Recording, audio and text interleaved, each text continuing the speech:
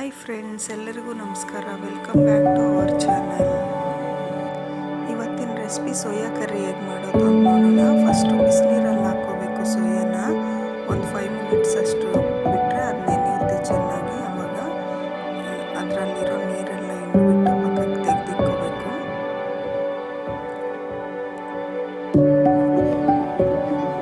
ಈಗ ಒಂದು ಕಡಾಯಲ್ಲಿ ಆಯಿಲ್ ಹಾಕ್ಕೊಂಡು ಈರುಳ್ಳಿ, ಟೊಮೆಟೊ, ಶುಂಠಿ, ಬೆಳ್ಳುಳ್ಳಿ, ಹಸಿಮೆಣಸಿನ್ಕಾಯಿ 2, ಗೋಡಂಬಿ ಹಾಕ್ಕೊಂಡು ಚೆನ್ನಾಗಿ ಫ್ರೈ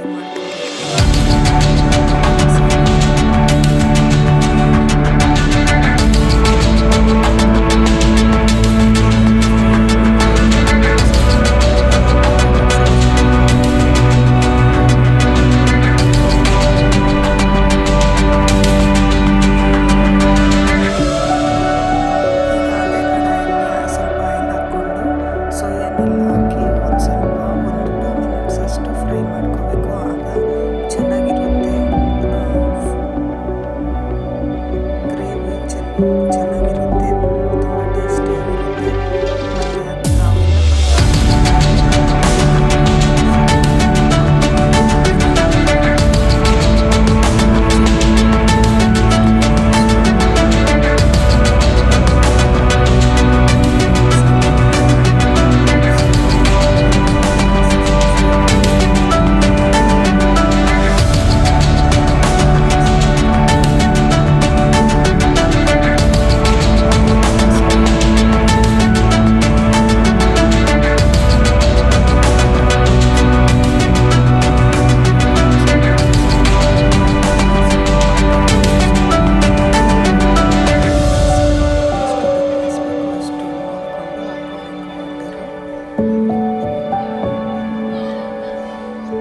ಅರಿಶಿನ ಪುಡಿ ಸ್ವಲ್ಪ,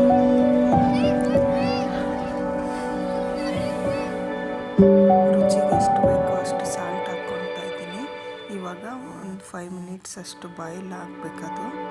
ಅದೆಲ್ಲ ಬಾಯ್ಲ್ ಆಗಿದೆ. ಇವಾಗ ಗರಂ ಮಸಾಲ ಸ್ವಲ್ಪ ಆ್ಯಡ್ ಮಾಡ್ತಾ ಇದ್ದೀನಿ ಲಾಸ್ಟ್ಗೆ. ಗರಂ ಮಸಾಲ ಇಲ್ಲಾಂದರೆ chicken masala, mutton masala, egg masala ಯಾವುದಾದ್ರೂ ಯೂಸ್ ಮಾಡ್ಕೋಬೋದು, ಚೆನ್ನಾಗಿರುತ್ತೆ. ಈಗ ಲಾಸ್ಟಿಗೆ ಕೊತ್ತಂಬರಿ ಸೊಪ್ಪು ಹಾಕ್ತಾ ಇದ್ದೀನಿ. ತುಂಬ ಟೇಸ್ಟಿಯಾಗಿರುತ್ತೆ.